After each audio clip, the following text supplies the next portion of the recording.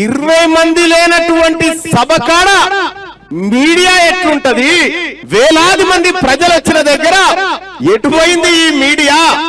ఏమైపోయింది అనంటే ఏం జరిగిందో తెలుసా?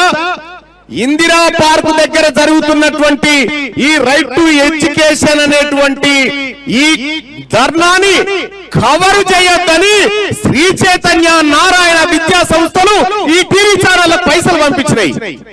ఈ కార్యక్రమానికి ఏ టీవీ ఛానల్లో రాదు.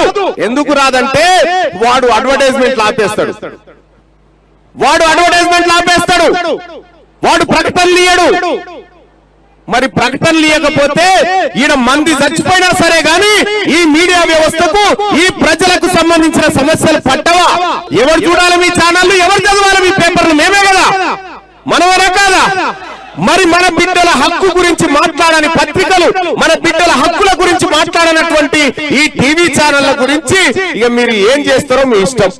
పేపర్లలో రేపు పొద్దుగాల వేలాది మంది ఇందిరా పార్క్ కాడ కూర్చున్నాం కదా, తల్లిదండ్రులారా పేపర్ చూశారు పుట్టుకున్నా, అలా ఈ వార్తలు ఉండదు, ఈ వార్త ఉండదని చూశారు ఉండదు.